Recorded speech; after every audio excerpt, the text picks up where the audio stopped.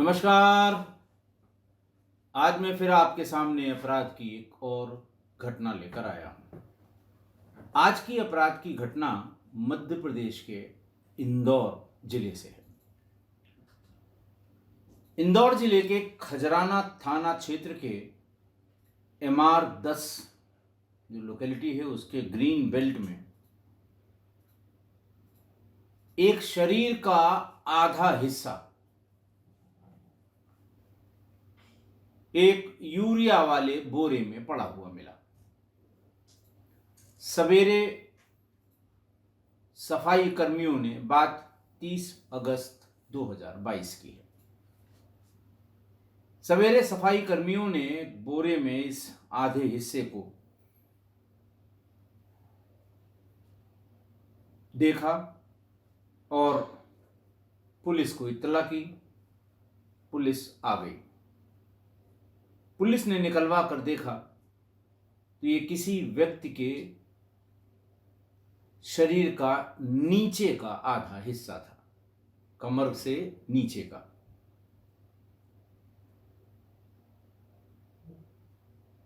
कपड़े पहने हुए, महिला जैसे कपड़े पहने हुए थे। पुलिस के सामने ये चुनौती थी कि ये निचला हिस्सा किसका है, ऊपर का हिस्सा कहां गया, किसने मारा, मृतक कौन है। भीड़ लग गई, हल्ला मच गया। इंदौर बड़ा शहर है। भोपाल और जबलपुर के साथ साथ इंदौर भी मध्य प्रदेश के सबसे बड़े और विकसित शहरों में माना जाता है। पुलिस की टीमें पहुंच गईं, डॉग स्क्वाड पहुंच गया, फॉरेंसिक लैब पहुंच गई, सभी लोग पहुंच गए। कहां से आया होगा, डॉग स्क्वाड वहां से चला, लेकिन मुख्य मार्ग पर, मेन रोड पर आकर वो भी रुक गया। ढेर सारे पेट्रोल और डीजल के वाहनों के स्मेल की वजह से वो ह्यूमन स्मेल उसमें सप्रेस हो गई और थोड़ी दूर तक चलकर वो फिर वापस आ गया। बहरहाल पुलिस कहीं तक नहीं पहुंच पाई। फोटोग्राफ प्रकाशित की गई।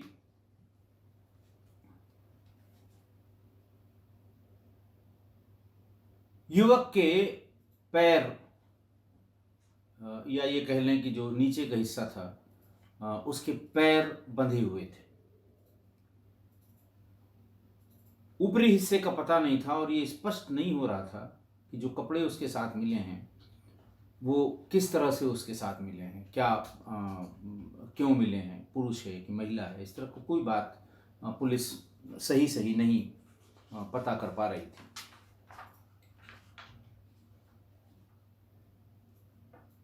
सभी वरिष्ठ अधिकारी भी मौके पर पहुंच गए। कुछ टीमें बनाई गईं और सबसे पहले ये तय किया गया, ये देखा गया कि घटनास्थल से 500 मीटर के दायरे में आने वाले जितने भी CCTV कैमरे लगे हैं उनकी फुटेज निकलवाई जाए।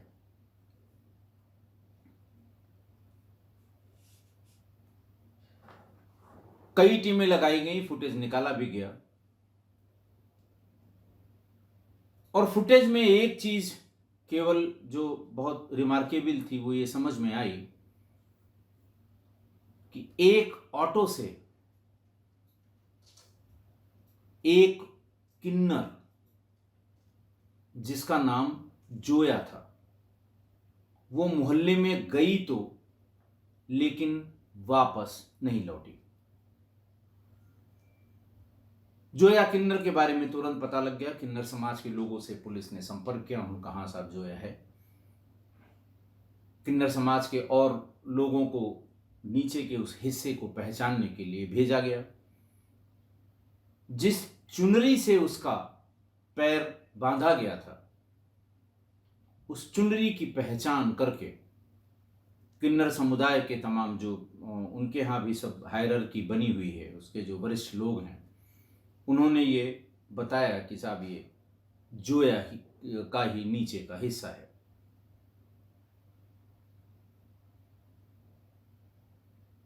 अशरफी कॉलोनी में ये जाती हुई दिखाई पड़ी, लेकिन उसके बाद लौटकर नहीं आई।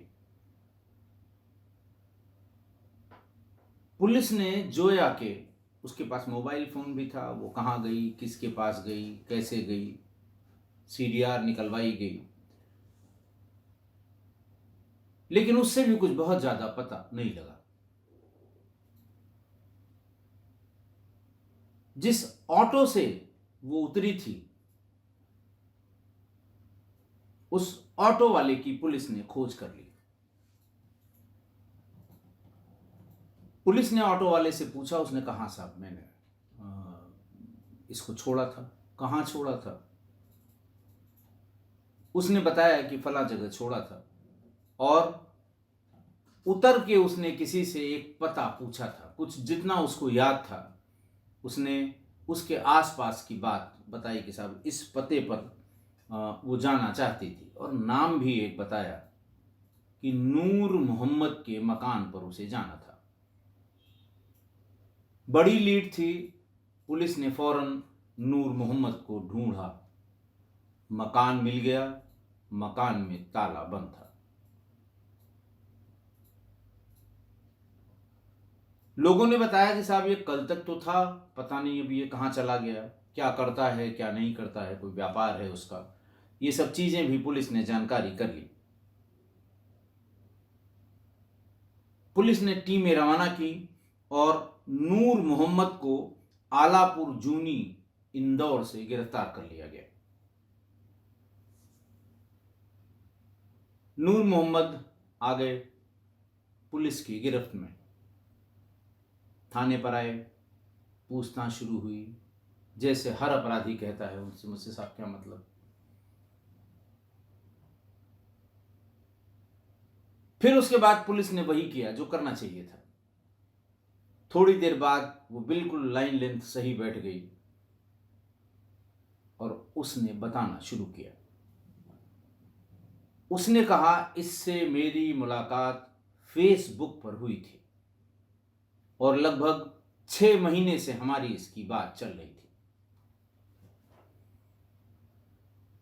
घटना वाले दिन मैंने इसको अपने कमरे पर बुलवाया, मैं इसे लड़की समझकर बात करता रहा, वो भी लड़की बताकर ही अपने आप को इंट्रोड्यूस करती रही। घर के बारे में, परिवार के बारे में, बिजनेस के बारे में सब उसने झूठी बातें बताई। जब वो आई उस दिन शाम का वक्त रहा होगा, पहले उसके लिए बाहर से खाना मंगवाया, खाना खिलाया, और करीब 1 घंटे बाद उसे ये एहसास हुआ कि ये लड़की नहीं है, किन्नर है। इस बात पर तू मैं हुई कि तुमने ये बात मुझसे छिपाई क्यों कि तुम किन्नर हो।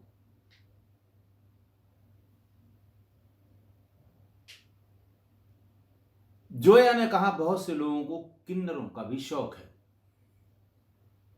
मुझे ऐसा लगा कि तुम देखकर ये समझ गए होगे, इसमें बताने वाली कोई बात नहीं थी।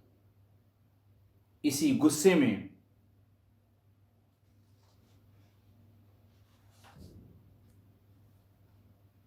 उसने मांस काटने वाला बड़ा छुरा, बंका जिसे कहते हैं, पहले उसकी गला दबाकर हत्या की और उसके बाद बंका से उसके शरीर के 2 टुकड़े कर दिए। नीचे वाला टुकड़ा उसको बांध के अच्छे से और बोरी के भीतर, पहले तो पूरा शव बोरी के भीतर, दोनों शव अलग अलग बोरी में, लेकिन ऊपर का हिस्सा एक बोरी में नहीं आ रहा था, तो नीचे का हिस्सा बोरी में बांधकर और उसे मोटरसाइकिल पर पीछे कैरियर में लगाकर जहां वो बरामद हुआ था वहां फेंक दिया। पुलिस ने पूछा ऊपर का हिस्सा कहां गया? उसने कहा सर, ऊपर का हिस्सा मैंने अपने संदूक में या अपने बॉक्स में रखा है।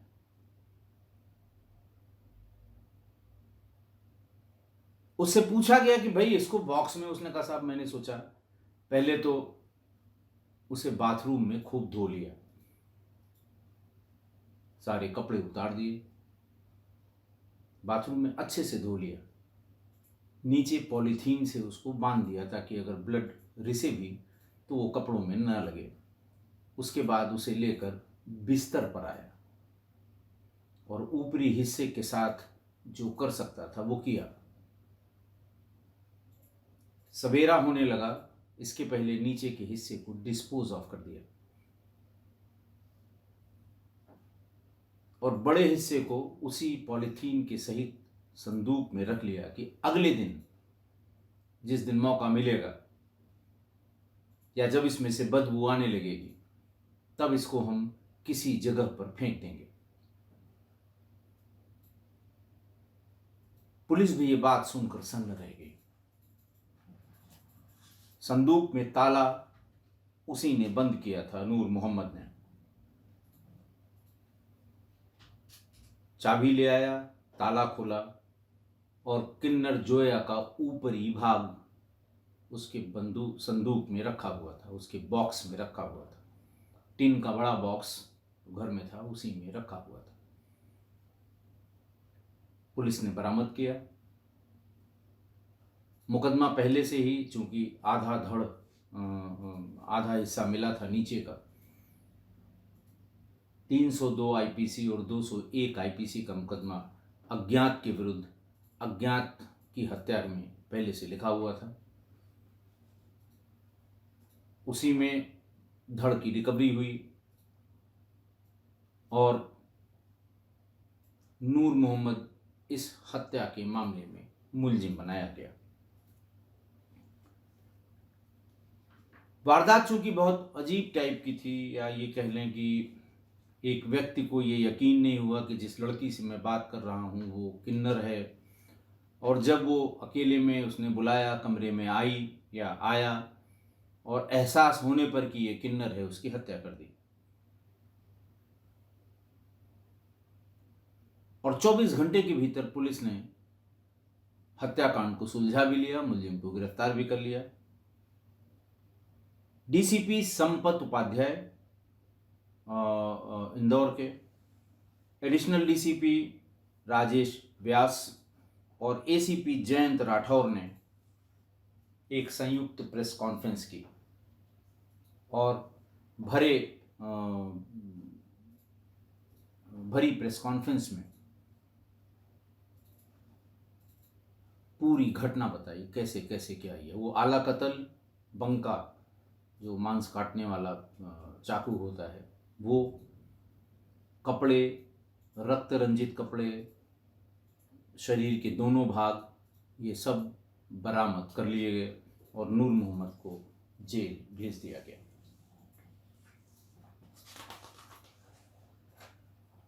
आज की घटना में एक किन्नर को ये जानकारी होने पर कि ये किन्नर है, उसके एक पुरुष प्रेमी ने शरीर को 2 भागों में काट कर उसकी हत्या कर दी। किन्नर कोई नई प्रजा, ट्रांसजेंडर जिसे कहते हैं, ये कोई समाज में नया नहीं है। हर गांव, गली, मोहल्ले, शहर, सब जगह अब ये बहुत संगठित हैं। इनके राष्ट्रीय सम्मेलन होते हैं और आज से 10 साल पहले गोरखपुर की मेयर इलेक्ट हुई थी, वो किन्नर समाज से थी, ट्रांसजेंडर थी। किन्नरों के बारे में बहुत ढेर सारे फैक्ट्स या दिलचस्प बातें हैं जो आपको समय समय पर मिल जाती हैं। ढेर सारी दंत कथाएं हैं किन्नरों के बारे में।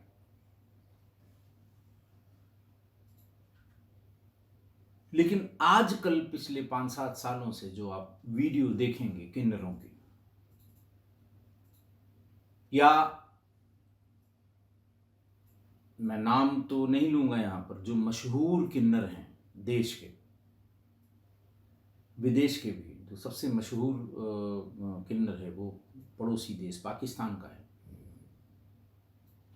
आप सर्च करिए, उसको देखिए। शारीरिक विकास उनका वो बिल्कुल महिलाओं जैसा है। कोई भी एक नज़र में धोखा खा सकता है।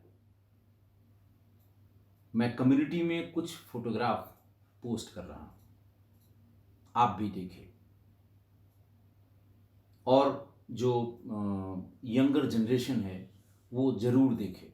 हालांकि किन्नर वैसे तो सांस्कृतिक रूप से कह लें या पौराणिक रूप से कह लें या धार्मिक रूप से कह लें, इनका बड़ा ऊंचा स्थान है समाज में। जैसे एक चीज़ ये कही जाती है कि किन्नर का आशीर्वाद बहुत लगता है। दूसरा, जो इनका सूचना तंत्र है, आपके घर में बेटी की या बेटे की शादी हुई, चौथे 5वें दिन वो पूरी मंडली आपके यहाँ आ जाएगी आशीर्वाद देने के लिए। अगर बहू आपके घर में आई है,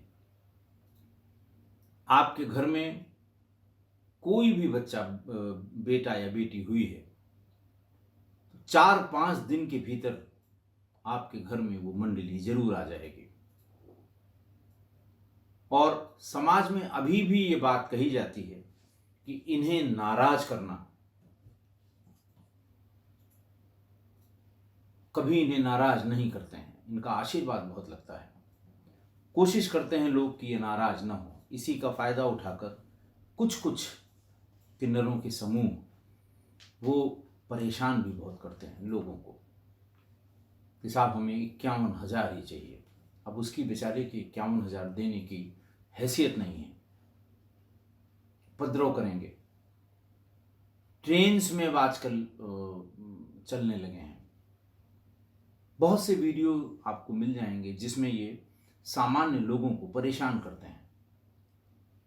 लेकिन इनके जो ऐतिहासिक या पौराणिक महत्व हैं, अब तो गवर्नमेंट ने भी ट्रांसजेंडर्स को रिकॉग्नाइज किया है और इसमें बहुत ही पढ़े लिखे लोग भी हैं। इनका एक पूरा समूह है,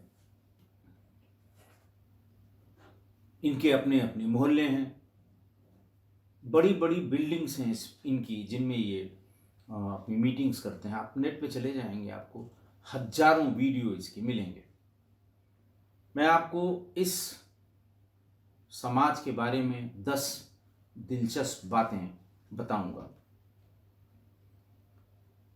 पहली, किन्नर अपनी मौत को बहुत छिपाता है। इसके मौत की खबर कोई रोना धोना चिल्लपों या ऐसा कुछ नहीं होता। और इनके यहाँ अगर किन्नर किसी की मृत्यु हुई है तो उसका अंतिम संस्कार इतने गुप्त तरीके से होता है कि सामान्य आदमी, कोई कहे कि नहीं साहब मैंने किन्नर का अंतिम संस्कार देखा है, हो सकता है 2-1 लोग ऐसे आपको समाज में मिल जाएं, लेकिन ये अपने अंतिम संस्कार को बहुत ही गुप्त रखते हैं, बहुत ही सीक्रेट रखते हैं। कब किया जाता है, कैसे किया जाता है, इनके समाज के लोग ही जानते हैं। दूसरा, कि जब भी कोई व्यक्ति इनके समाज में किन्नर के रूप में या ट्रांसजेंडर के रूप में, या सामान्य भाषा में हिजड़ा कहते हैं, उसके रूप में शामिल किया जाता है, तो उसके पहले बहुत बड़ा फंक्शन होता है। नाच गाना, सामूहिक भोज, ये सब किया जाता है और बहुत ढेर सारे रीति रिवाज हैं। ये भी आपको नेट में वीडियो पे मिल जाएंगे। इनके समाज में यदि किसी को शामिल करना है तो उसका बड़ा लंबा प्रोसेस है रीति रिवाज का, तब वो इनके समाज में शामिल होता है। और एक सबसे बड़ी बात, सभी किन्नर साल में एक बार अपने आराध्य देव अरावन से विवाह करते हैं, समारोह पूर्वक विवाह करते हैं। हालांकि यह विवाह केवल 2 दिन का होता है, लेकिन हर साल होता है। अपने आराध्य देव के साथ ये विवाह करते हैं 2 दिन के लिए, फिर उसके बाद उनसे अलग हो जाते हैं, फिर अगले साल करते हैं। रही पुरानी मान्यताओं की बात, तो महाभारत में शिखंडी को किन्नर माना गया है और ऐसा कहा जाता है कि शिखंडी की वजह से ही अर्जुन ने भीष्म को युद्ध में हराया था। अर्जुन ने भीष्म को शिखंडी की वजह से युद्ध में हरा दिया था। इनका महत्व इससे भी समझें कि महाभारत में जब पांडव 1 वर्ष का अज्ञातवास जंगल में काट रहे थे, तब अर्जुन 1 वर्ष तक किन्नर वृहन्नला के नाम से या किन्नर बनकर उन्होंने साल भर ये अज्ञातवास जंगल में काटा था, जिसका नाम वृहन्नला था।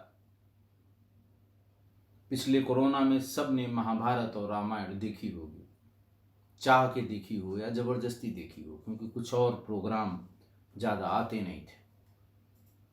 उसमें वृहन्नला का जिक्र है। इसी एपिसोड में ये बताया गया है कि किन्नरों की उत्पत्ति ब्रह्मा जी की छाया से हुई थी। एक और किंवदंती है इसी तरह पुराणों में, जिसका उल्लेख है कि अरिष्टा और कश्यप ऋषि से किन्नरों की उत्पत्ति हुई थी। इतना डिटेल्ड इनका, इतना पुराने समय से साहित्य में इनका वर्णन है। एक जगह ये भी मैंने पढ़ा कि अगर किसी की कुंडली में बुध, शनि, शुक्र और केतु के अशुभ योग बनते हैं, तो वो नवजात आगे चलकर किन्नर होता है। ये मानना है, सही है गलत है इस पर मैं नहीं जाऊंगा, लेकिन ये रोचक तथ्य हैं। अभी हाल में इनको अखाड़े के रूप में भी मान्यता दी गई है। कुंभ में जो अखाड़े जाते हैं, जूना अखाड़ा, तमाम बहुत ढेर सारे अखाड़े, उसमें किन्नरों को अखाड़े के रूप में मान्यता दी गई है। और एक किन्नर समाज के बड़े अध्यक्ष हैं, जिसमें आचार्य महामंडलेश्वर की उपाधि दी गई जब इनको अखाड़े में जब अखाड़े की मान्यता दी गई थी। इनका नाम है श्री लक्ष्मी नारायण त्रिपाठी, महाराष्ट्र के रहने वाले हैं, बहुत पढ़े लिखे हैं, पीएचडी हैं। और 2008 में यूएन में जब एशिया पैसिफिक कॉन्फ्रेंस हुई थी, तब इन्होंने वहाँ प्रतिनिधित्व किया था ट्रांसजेंडर्स का। ये पहला वाकया था जब किसी ट्रांसजेंडर ने एशिया पैसिफिक कॉन्फ्रेंस में प्रतिनिधित्व किया था, भारत की तरफ से गए थे। इन्हें हिंदी, मराठी, गुजराती, बांग्ला, अंग्रेजी, जर्मन और फ्रेंच भाषाओं का ज्ञान है। ये बिग बॉस में भी आपने इनको देखा होगा। ये बहुत ही प्रसिद्ध ट्रांसजेंडर हैं भारत के। कभी किसी धार्मिक व्याख्यान माला में आप इनको सुन लीजिए, उस पर भी बहुत डिटेल में उपलब्ध है आपके यूट्यूब पर। तो अब ये समाज इकट्ठा हुआ है। अब देखिए उत्पत्ति कैसे हुई, क्या हुई, इसके बारे में तो बहुत ज़्यादा कहना ठीक नहीं है, या मुझे बहुत इसका ज्ञान भी नहीं है, और बाकी चीज़ें आपको नेट पर मिल जाएंगी। लेकिन सामान्य जीवन में, सामान्य परिवारों में, मोहल्ले में, गांव में इनका बड़ा स्थान माना जाता है।